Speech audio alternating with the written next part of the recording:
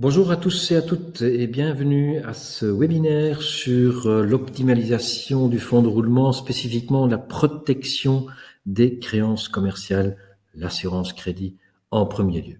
Mon nom est Eric Timmermans, je suis le partenaire pour le Benelux de BFR Expertise et Solutions, qui est un cabinet français en courtage et conseil en besoin de fonds de roulement, en optimalisation de ce genre de choses en factoring et en assurance crédit. Moi-même, j'ai une expérience de plus de 35 ans en affacturage, en factoring et en d'autres produits de working capital.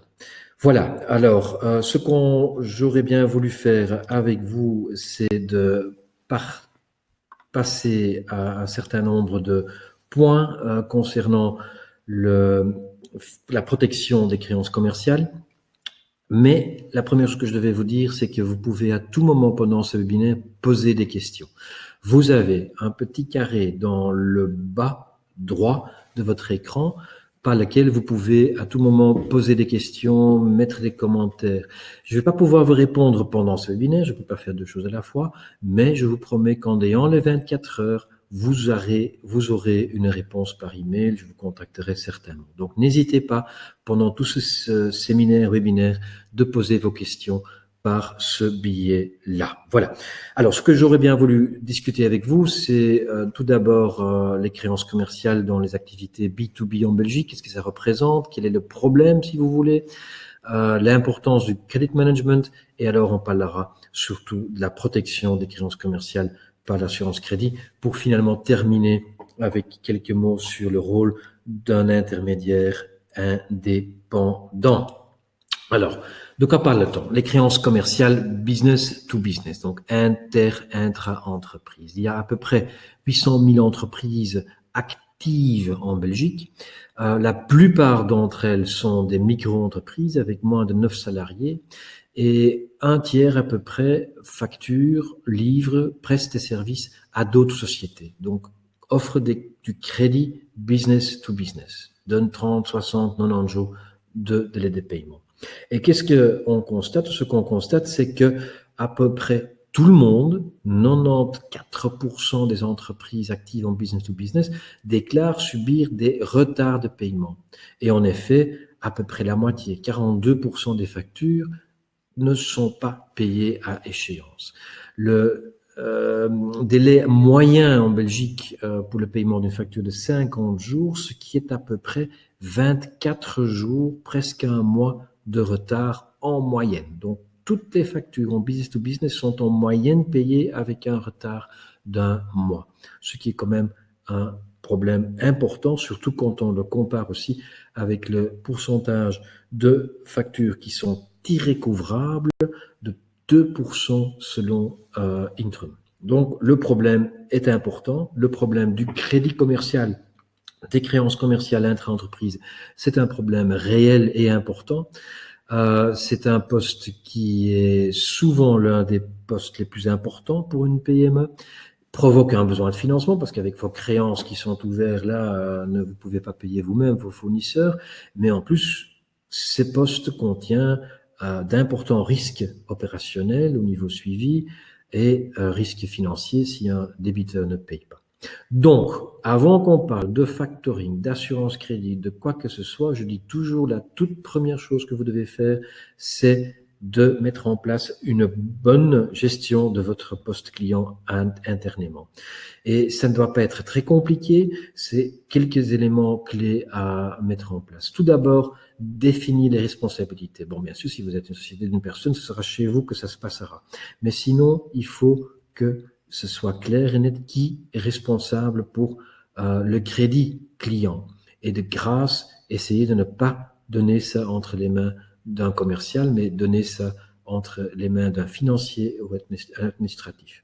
Il faut établir des limites de crédit par client. Sinon, vous ne savez pas jusqu'où vous allez pouvoir aller et vous allez avoir des risques de concentration parfois importantes sur un débiteur. Et alors, une chose très importante, c'est de facturer à temps et à heure.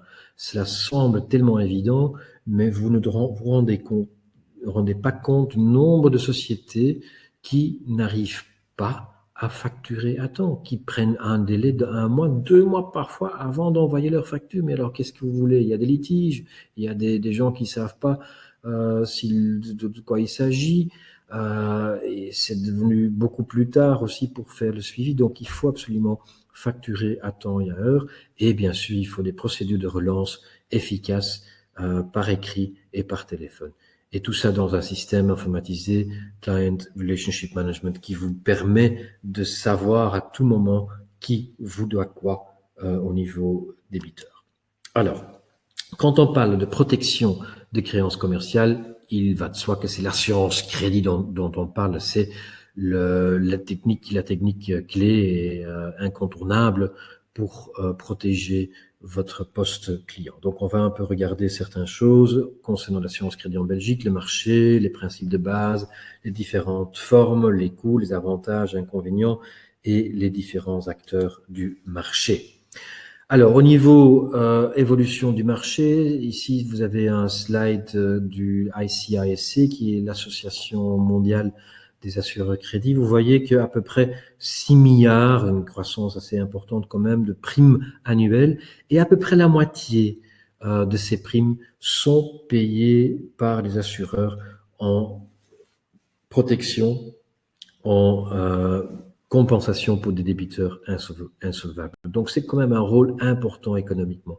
Ce que vous voyez là aussi, pendant la période très difficile de la crise 2008-2009, c'était presque du 100%. Donc, le rôle de protection pendant une crise économique était très important pour les assureurs de crédit. Et ça illustre assez bien, je pense, l'importance de songer à mettre en place une police d'assurance crédit dans votre société. Quand on voit la Belgique, les montants assurés estimés sur base annuelle sont à peu près de 80 milliards d'euros, et les primes, selon Assuralia, sont de 170 millions d'euros. Qu'est-ce que c'est exactement l'assurance crédit? Alors, l'assurance crédit, bien sûr, c'est une assurance, mais c'est un peu plus que cela. C'est pas uniquement une assurance. Ça offre une protection contre l'insolvabilité des clients. C'est en principe uniquement business to business, bien que vous allez voir qu'il y a une exception au niveau particulier également chez Atradius. On parle bien sûr des conditions de paiement open account quand une entreprise donne du 30, 60, 90 jours de délai de paiement. Quand vous ne donnez pas de crédit parce que tout est payé cash, alors on n'a pas besoin d'assurance crédit non plus. Ou quand vous avez des letters of credit, par exemple, des lettres de crédit, alors ça devient un instrument bancaire. Donc là, c'est pas non plus couvert par l'assurance crédit. Donc c'est open account, mais ça peut être pour des opérations dans votre marché domestique ou pour l'exportation, peu importe, quasiment tous les pays sont couverts par des assureurs crédit.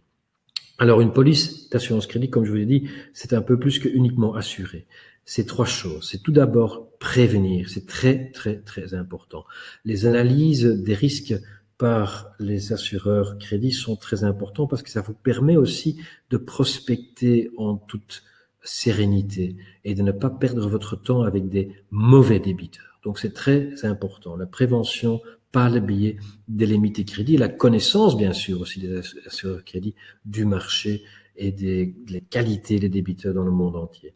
Deuxième élément, c'est le recouvrement juridique, le recouvrement amiable juridique par l'assureur, à partir de 90 jours après échéance. Donc, vous avez la liberté en tant qu'assuré de faire le suivi de vos débiteurs, de relancer, d'encaisser les factures, etc. Mais à partir de 90 jours après échéance, c'est l'assureur qui reprend la main et qui va vous aider à recouvrir le risque sur les débiteurs. Et puis finalement, troisième aspect, c'est la couverture du risque, c'est le paiement, l'indemnisation en cas de non-paiement à cause d'insolvabilité par le débiteur. L'insolvabilité est supposée à 180 jours après échéance et l'assureur vous payera entre 70 et 90% des factures impayées couvertes. Généralement, c'est 90%. Parfois, c'est un peu moins en fonction du type de contrat que vous avez signé. Voilà, ça, c'est les principes de base d'une assurance crédit.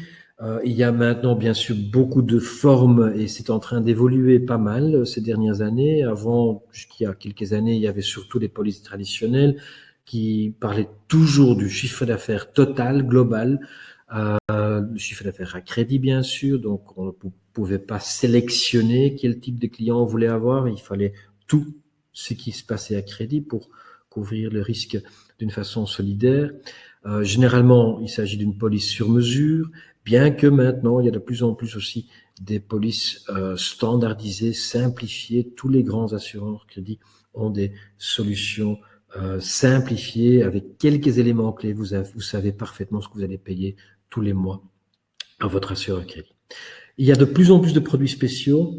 Business to consumer, c'est Atradius qui s'en occupe encore, qui a un produit de couverture de risque pour les particuliers, surtout dans le monde de la construction, ça peut être important. Excess Loss Cover, c'est un produit qui vous permet de subir vous-même jusqu'à un certain montant les pertes et vous ne payez une prime que pour les pertes qui vont au-delà d'un certain montant. Ce qui est en train de se passer ces dernières années, c'est la couverture de risque de débiteurs individuels, donc le single risk, ce qui était impossible et impensable jusqu'à il y a quelques années parce que l'assureur avait besoin d'une répartition. Suite aux beaucoup d'événements et aussi au niveau d'évolution des plateformes, etc., il y a de plus en plus de possibilités maintenant de couvrir un risque spécifique sur un seul débiteur. Pas évident, mais c'est tout à fait possible. Cautionnement, donc au lieu d'utiliser un crédit bancaire pour couvrir ou pour donner une caution par rapport à un fournisseur, par exemple, vous pouvez parfaitement utiliser un assureur crédit pour cela à des conditions généralement plus intéressantes aussi. Il y a des sociétés comme Euler Hermès qui maintenant couvrent aussi le risque de fraude, le risque de cyberfraude, ce qui peut être important, surtout quand on travaille surtout avec des webshops, etc. Il y a la couverture additionnelle top-up. Si vous avez des débiteurs très importants et vous n'avez pas de limite suffisante pour ce débiteur, vous pouvez négocier chez d'autres assureurs spécialisés des top-ups pour un débiteur bien spécifique. Et puis finalement, il y a aussi des limites de crédit non résiliables, ce qui peut être important dans une activité avec une longue période de développement de produits, de production de produits pendant lesquels vous ne voulez pas avoir une limite de crédit qui soudainement saute si vous êtes presque prêt à livrer. Donc voilà, tout ça est en train de se passer maintenant depuis quelques années. Donc il y a vraiment un éventail de produits qui est possible dans le marché de l'assurance crédit. Les coûts de l'assurance crédit sont relativement faibles quand je compare aux 2% de perte ou d'irrécoverabilité. Je crois que c'est à première vue toujours plus intéressant de se couvrir contre ce risque. La prime varie généralement entre 0,1 et 0,6% du chiffre d'affaires assurable. La hauteur de la prime est établie individuellement pour chaque police en fonction du chiffre d'affaires, répartition des débiteurs, les pays concernés, le secteur d'activité, les conditions de paiement, vos procédures de credit management, si vous avez une bonne gestion de vos débiteurs ou pas, les pertes historiques sur débiteurs. Il y a maintenant, comme je vous ai dit, aussi des polices standards où, à la limite, vous savez en quelques minutes quelles sont les primes que vous allez payer en fonction de quelques variations. Et il y a aussi des coûts supplémentaires dans chaque police qui sont les frais de recouvrement, bien qu'ils sont généralement aussi assurés, les demandes de limite de crédit, les frais de police, etc. Donc ça devient un peu parfois difficile pour comparer et c'est une des raisons pour laquelle ça vaut la peine d'utiliser un intermédiaire pour faire ce travail pour vous. Alors, avantages, inconvénients, les avantages sont clairs. L'assurance crédit est un instrument, je l'appelle incontournable dans le cadre d'une gestion de crédit professionnel. Et d'un point de vue prévention et d'un point de vue couverture de risque. Parce que vous allez remplacer des pertes sur les débiteurs qui sont imprévisibles. Peut-être que vous avez pendant des années rien du tout, et puis vous avez 10% de votre chiffre d'affaires. Est-ce que vous pouvez vraiment vous permettre ce genre de perte? Donc vous allez remplacer ces pertes imprévisibles par une prime annuelle fixe et connue. Mais aussi le côté prévention très important. Vous avez avec une assurance crédit un appui important lorsque vous demandez un financement, parce que les banquiers veulent bien avoir aussi une couverture de votre fonds de commerce. Ils vous soutiennent dans le développement de nouveaux marchés, domestiques à l'exportation, de côté prospection très important, la prévention très important.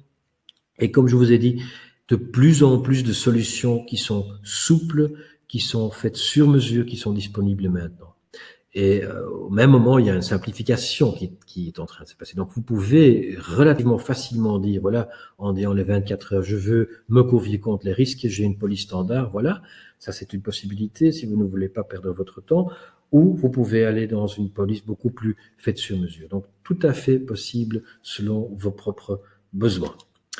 Inconvénient d'une police d'assurance crédit, oui, en premier lieu, je dirais que l'assurance crédit ne remplace pas vos propres responsabilités. Je vous ai dit au début de cette présentation qu'il faut un bon credit management. Bien, ça ne change pas quand vous avez une assurance crédit.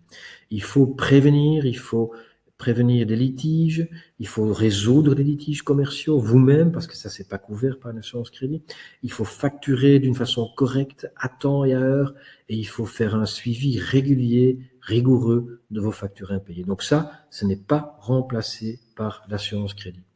Deuxièmement, une police assurance crédit nécessite un suivi administratif quand même intense. Il faut demander des limites de crédit, il faut faire une déclaration de chiffre d'affaires régulièrement, il faut des sinistres qu'il faut déclarer.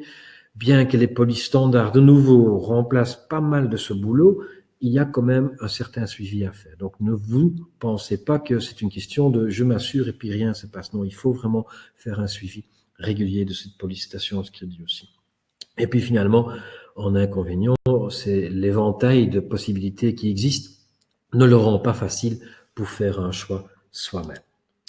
Voilà, quels sont les acteurs principaux sur le marché en Belgique?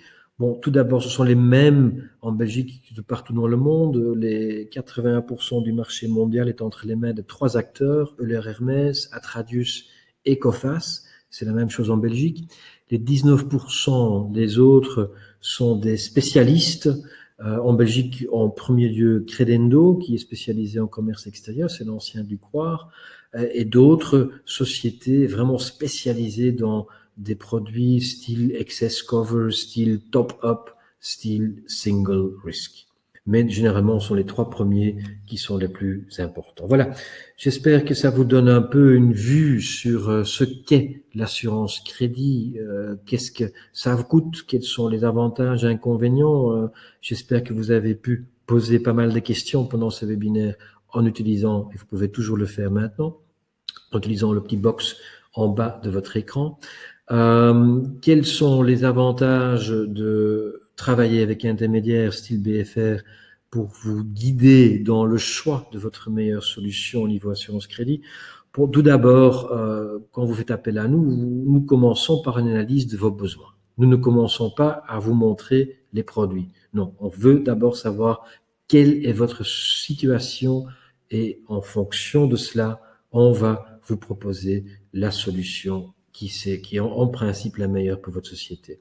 Une solution qui est basée sur une connaissance approfondie du marché, des différents acteurs, et avec un pouvoir de négociation aussi pour obtenir les meilleures conditions. Et en plus, on va vous aider à mettre en place votre nouveau contrat d'assurance crédit, et au cours de contrat d'assurance crédit, au cours de la vie de cette assurance crédit, on va vous accompagner également dans vos négociations avec votre assureur.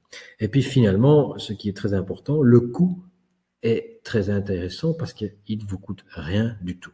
Le coût est intégralement assumé par l'assureur. La raison est très simple, c'est que pour l'assureur, il n'y a pas de frais d'acquisition parce que c'est l'intermédiaire qui acquiert le nouveau client, qui négocie aussi avec les clients.